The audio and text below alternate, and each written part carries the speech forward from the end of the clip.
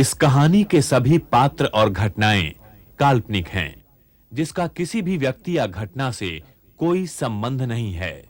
यदि किसी घटना के साथ इसकी समानता होती है, तो इसे मात्र एक संयोग कहा जाएगा।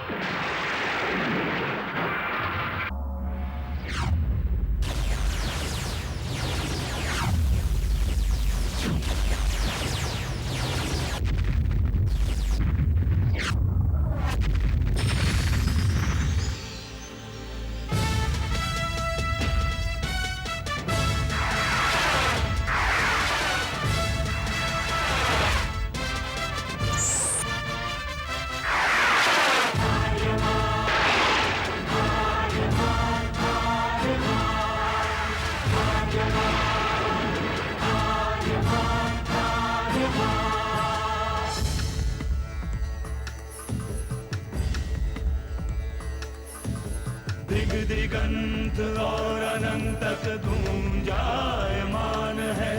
ब्रह्मनाद है विधि का वो अटल विधान है। धर्म की अधर्म पर विजय का वो प्रमाण है। जायमान है वो अटल विधान है। विजय का वो प्रमाण है। ब्रह्मांड का महान योद्धा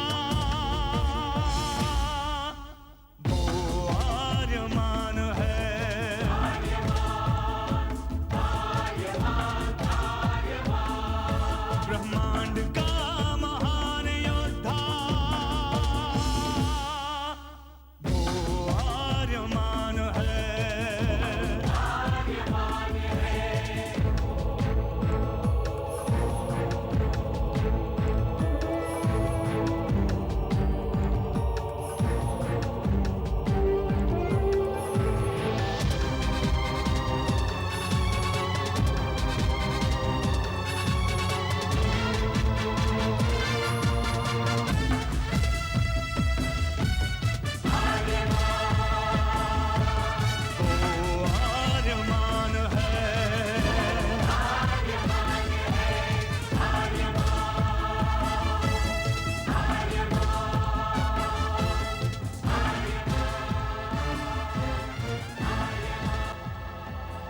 अनंत असीम ब्रह्मांड, अद्भुत, विशाल, विराट, जहां असंख्य आकाश गंगाएं प्रतिक्षण बनती रहती हैं, मिटती रहती हैं। हर आकाश गंगा में होते हैं अनगिनत तारे, अनेकों सूरज, और सूरज के साथ होता है अपना सौर मंडल, जिसमें रहते हैं अनेकों ग्रह। न जाने कितने सूरज चमके और बुझ गए, न जाने कितने तारे चमके और खो गए, न जाने कितने ग्रह, कितनी पृथ्वियां, कितनी सभ्यताएं बनी, बढ़ी और खो गई समय की इस अनंत धारा में। इन्हीं अनजानी परंतु अमर गाथाओं में से एक है महागाथा ब्रह्मांड के योद्धा आर्यमान की। बहुत समय पहले पृथ्वी से लाखों प्रकाश वर्ष दूर आर्याना आकाश गंगा में एक ग्रह था, थार।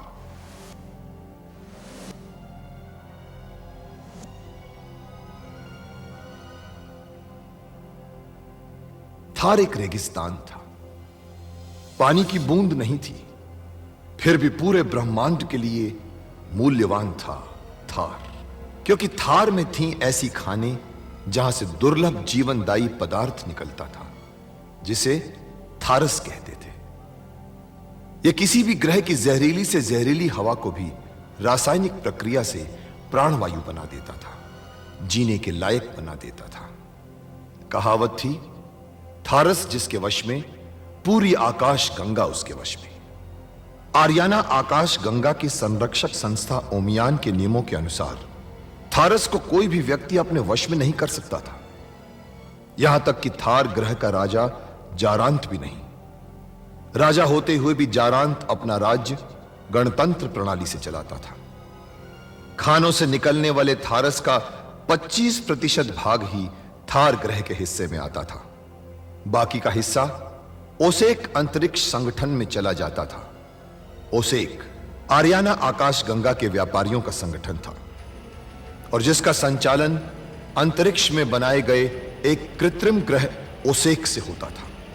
मगर ओसेक संगठन में कई व्यापारी ऐसे भी थे जो अति महत्वाकांक्षी थे, जो पूरे ब्रह्मांड में अपना आधिपत्य स्थापित करना चाहते थे।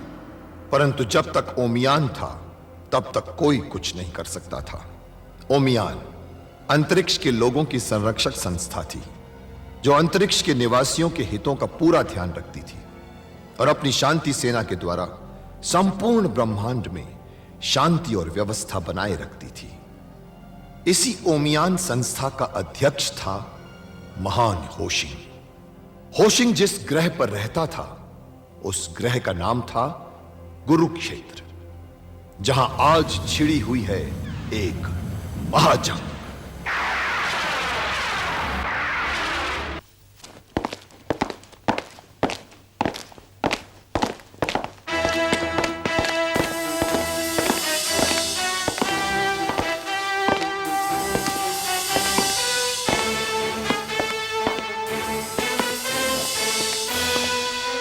यह है वो दिव्य वस्त्र। यह वस्त्र वही ग्रहण कर पाएगा जिसके दाहिने हाथ की रेखाएं इस चक्र में बनी हुई रेखाओं से मिल जाएंगी। अब उसके रक्त के तापमान से ये द्वार अपने आप खुल जाएगा। आर्यमान,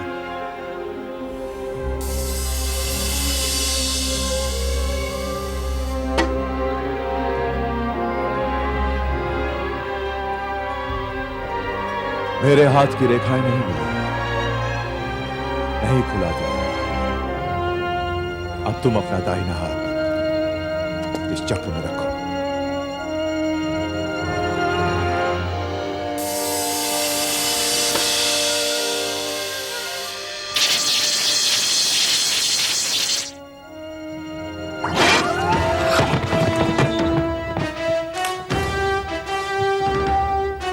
देखा, खुल गया द्वार। तू ही है वो ब्रह्मांड का योद्धा जिसकी प्रतीक्षा थी आर्यान आकाश गंगा को सदियों से।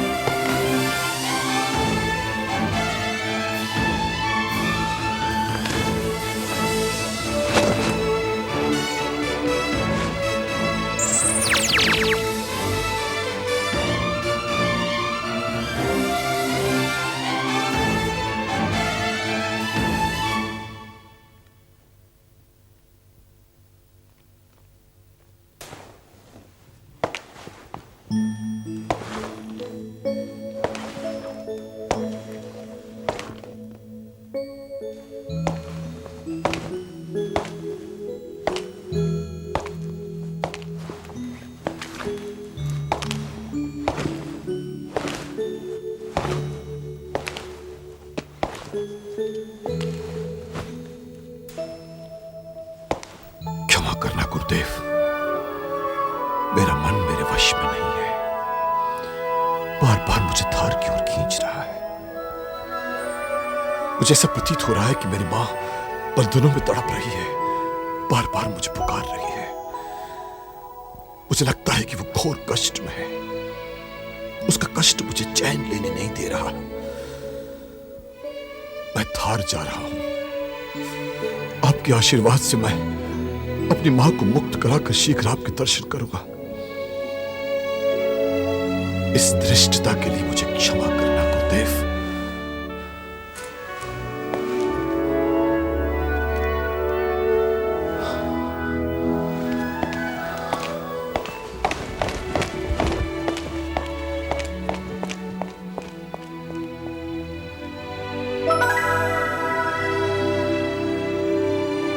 बहुत जिद्दी हो। मुझे मालूम था कि तुम रुकोगे नहीं। यह वस्त्र तुम्हें शांत नहीं रहने देगा। तुम्हारी भावनाओं को उत्तेजित करके तुम्हें गतिमान कर देगा। तुम्हें थार जाना ही था। जाओ, देखा थार, अनुभव प्राप्त करो जीवन से। सत्य का कवच तेरे साथ है।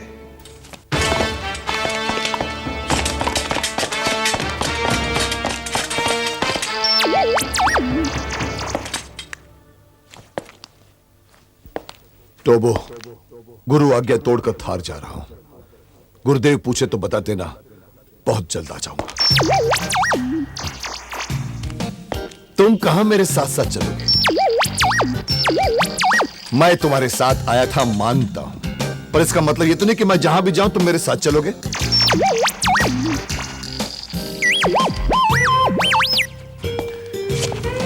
मेरी मां से तुमने मेरे साथ रहने का वादा किया था टोबो, ये तो ठीक है, परंतु तब मैं छोटा था। अब मैं बड़ा हो गया हूं, अपनी देखभाल खुद कर सकता हूं, कहीं भी आ जा सकता हूं। अंतरिक्ष में तू मुझे रास्ता बताएगा। अरे दिशा निर्देशक यंत्र से मैं सारे रास्ते खुद ढूंढूं। यंत्र धोखा दे सकता है? तो वो तू खुद भी तो यंत्र है। ओ, तुम यंत्र नहीं हो, यंत्र मानव हो। मेरा भला बुरा सोच सकते हो। आखिर मेरे पीछे क्यों पड़े हो तुम लोग? हाँ हाँ, मानता हूं तुम मेरे बड़े भाई हो और तुमने मुझे गोद में खिलाया है, पर मैं अब गोद में खिलाने लायक नहीं हूं। मुझे तुम्हारी सहारे की जरूरत नहीं है टोबो। ये तो तुमने ठीक कहा, आदमी आदमी के काम आता है, जरूरत कभी भी पड़ सकती है। हाँ, ये भी ठीक है, एक से भले दो। तो चलो ठीक है, जैसे तुम्हारी इच्छा। आओ, एक से भले दो।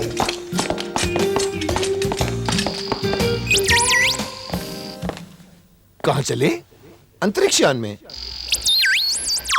ओमियान के अंतरिक्ष यान में नहीं? क्यों? क्यों नहीं? वाह वाह बड़े भाई वाह, क्या कहा तुमने? ओमियान के अंतरिक्ष यान में अगर हम थार जाएंगे तो दुश्मन सतर्क हो जाएंगे, मगर फिर हम थार कैसे जाएंगे? वाह वाह, क्या बात है, ठीक कह रहे हो तुम। हम उसी अंतरिक्ष यान में जाएंगे जिसमें 25 साल पहले तुम मुझे यहां लेकर आए थे। इसमें किसी को शक भी नहीं होगा, क्योंकि वो उससे का मालवाहक यान था। उसमें हम आराम से थार पहुंच जाएंगे। वाह, मान गए जो, मान गए तुम्हें, मान गए। हाँ भाई, बड़े भाई है आप। आइए, मार्गदर्शन कीजिए हमारा। चरित्रार्थ हुए, कृतार्थ हुए आप जैसे बड़ा भाई पाकर।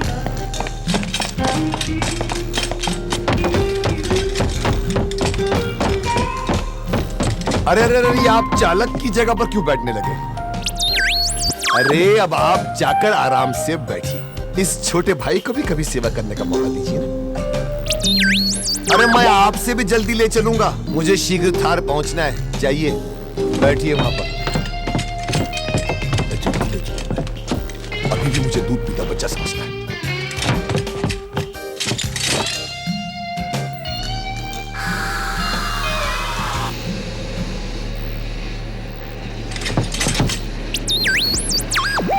अरे आराम से चलाऊंगा तो कुरुक्षेत्र के चक्कर काटता रह जाऊंगा। हमें शीघ्र ही थार ग्रह पहुंचना है।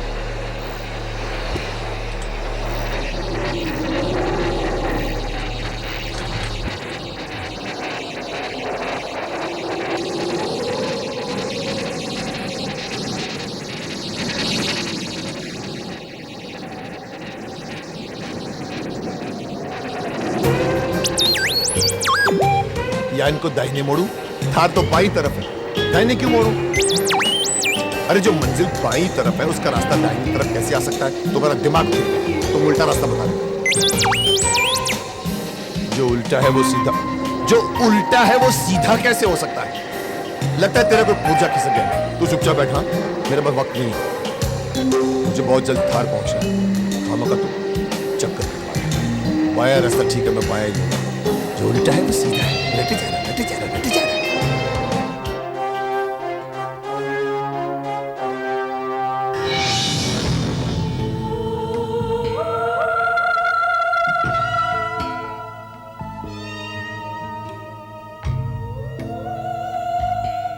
तो महाराज ने क्या निर्णय लिया है?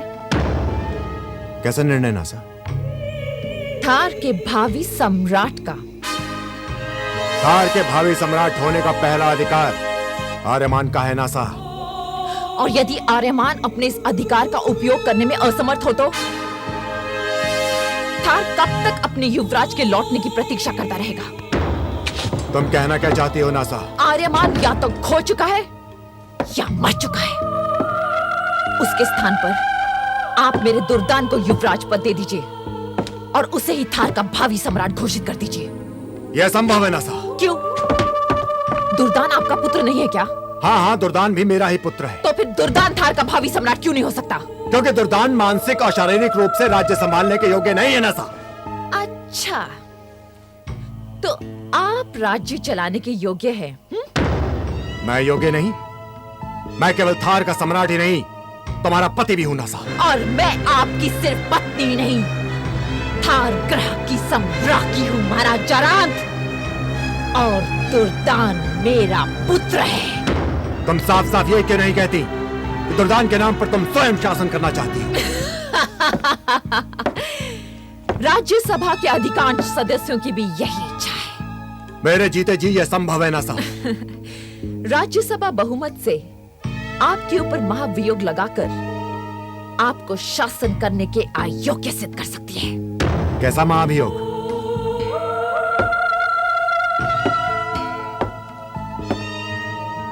युवराज आर्यमान की हत्या का।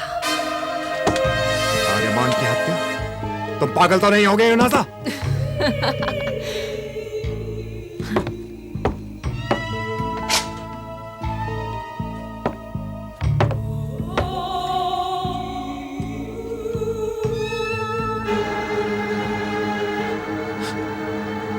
इस आज्ञा पत्र पर आपकी ही राजमुद्रिका है ना जारान?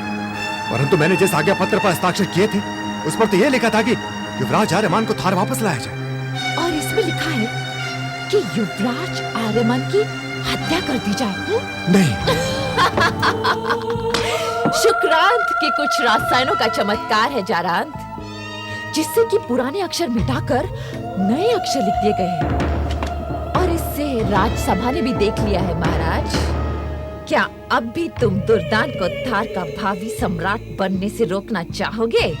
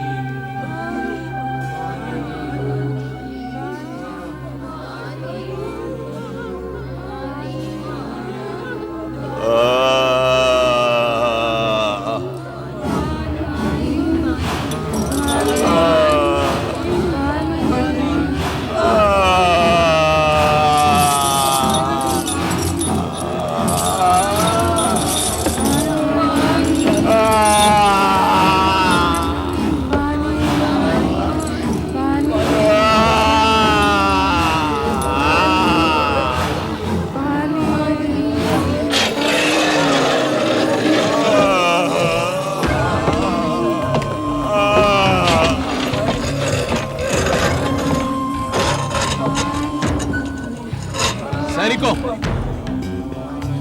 राजकुमार दुर्दान की जंजीरें खोल दी जाएं और उन्हें आदर के साथ बाहर लाया जाए।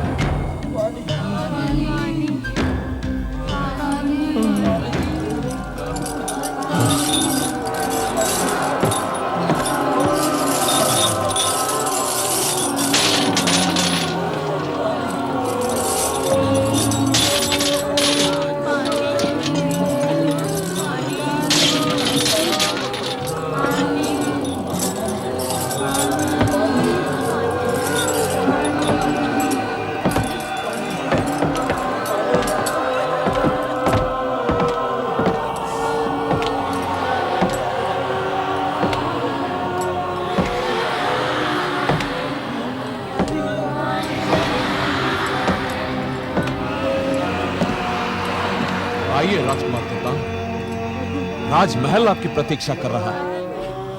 आइए।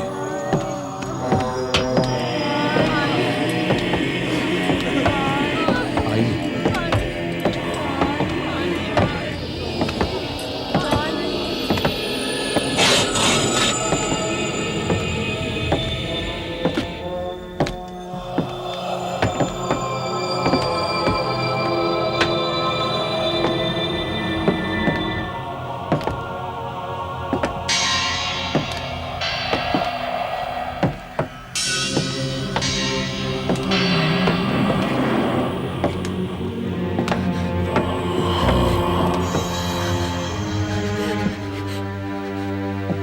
दुर्दान,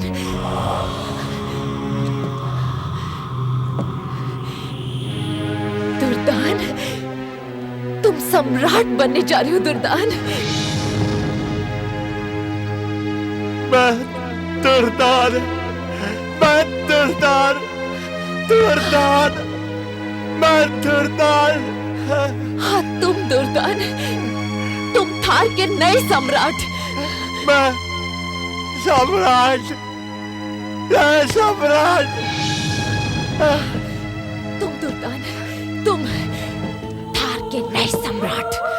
सम्राट, हाँ दुर्दान, मैं सम्राट।